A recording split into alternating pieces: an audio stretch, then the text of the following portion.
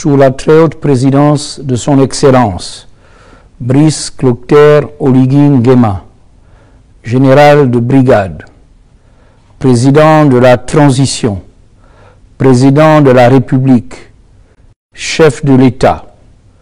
Le Conseil des ministres s'est réuni ce jeudi 20 février 2025 à 10 heures précises au palais de la présidence de la République.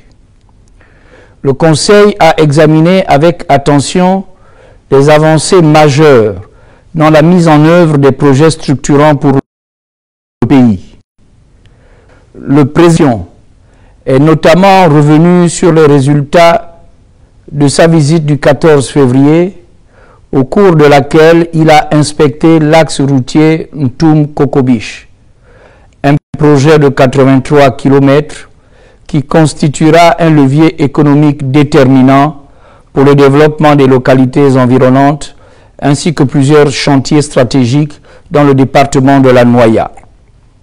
Dans le même sens, le Conseil s'est félicité de la signature de l'important protocole d'accord avec le groupe turc K-Powership, visant à injecter 70 MW supplémentaires dans le réseau de distribution de la SEEG afin de renforcer l'approvisionnement en électricité du Grand Libreville, en réponse au récent délestage. Le président de la transition a réaffirmé l'engagement ferme des autorités de la transition à moderniser les infrastructures et à améliorer le bien-être de la nation, consolidant ainsi les fondements d'une transition dynamique pour le Gabon. Au titre des projets de textes législatifs et réglementaires, le Conseil des ministres a délibéré sur les affaires suivantes. Ministère de la Justice, Garde des Sceaux, projet de décret portant création de 63 charges de notaire. Ce projet de décret portant création de 63 charges de notaire, pris en application de l'article 7 de la loi 8/73 du 20 décembre 1973 portant statut des notaires, se justifie par la nécessité de répondre aux préoccupations d'ordre social et économique de nombreux compatriotes, de régulariser la situation d'autres aspirants à la profession de notaire après plusieurs années de stage. La multiplication des demandes d'actes notariés, tant dans le cadre des partages des biens lors des divorces que dans l'administration des droits successoraux de la veuve, de l'enfant et de l'orphelin, ainsi que la croissance des activités économiques et commerciales impliquant l'intervention des cabinets de notaires, témoignent de l'importance de ces services. La création de ces nouvelles charges sur l'ensemble du territoire national contribuera également à la génération d'emplois et à la lutte contre le chômage. Ministère des Comptes publics et de la dette. Projet d'ordonnance autorisant l'État gabonais à contracter un emprunt d'un montant de 131 milliards 191 millions 400 000 francs CFA auprès d'Afreximbank.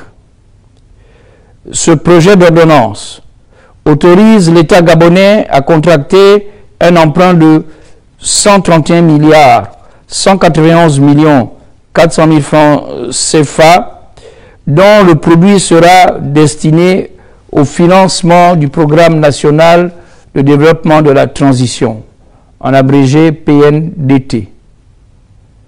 Ministère des Transports et de la Marine marchande. Projet de décret portant changement de dénomination à l'aéroport de Port-Gentil. Ce projet de décret portant changement de dénomination à l'aéroport de Port-Gentil vise à honorer la mémoire d'une figure marquante de l'histoire de la nation. Par effet de ce décret, l'aéroport international Ali Bongo Ondimba de Port-Gentil sera désormais officiellement désigné sous le nom d'aéroport international Joseph Ré Njambé Issani de Port-Gentil, en hommage à cet illustre homme dont l'œuvre politique, l'engagement pour le progrès social et la contribution à l'édification de notre nation ont marqué de manière indéniable l'histoire du pays. En matière de politique générale, ministère de l'Éducation nationale et de l'Instruction civique. Communication portant organisation de la Journée internationale de la langue maternelle. Le Conseil a pris bonne note de la communication du ministre d'État relative à l'organisation de la Journée internationale de la langue maternelle, qui sera célébrée le 21 février 2025 au complexe scolaire Lalibanding sous le thème « Les langues comptent ». Célébration du jubilé d'argent de la Journée internationale de la langue maternelle. Ce thème souligne l'urgence d'accélérer les progrès en matière de diversité linguistique afin de construire un monde plus inclusif et durable d'ici 2030. Ministère de la Femme et de la Protection de l'Enfance. Communication relative à la célébration de la Journée des droits de la femme 2025. Le Conseil a marqué son accord au ministre pour la célébration, à l'instar de la communauté internationale, de la Journée internationale des droits de la femme, qui se tiendra le 8 mars prochain sous le thème « Pour toutes les femmes et les filles, droits, égalité et autonomisation ». Au titre des missions, séminaires et conférences, ministère de l'Environnement et du Climat. Compte rendu de la participation du Gabon à la conférence sur les paiements pour services environnementaux en Afrique centrale, en abrégé PSE. Le Conseil a pris bonne note du compte rendu présenté par le ministre lors de la conférence interministérielle internationale sur le déploiement des paiements pour services environnementaux en Afrique centrale, tenue à Kinshasa du 27 au 29 janvier 2025.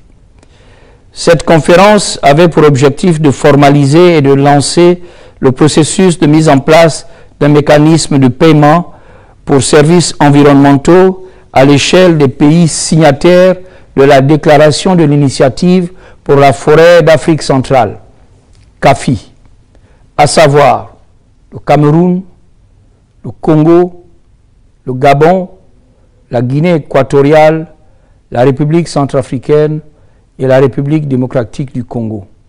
Je vous remercie.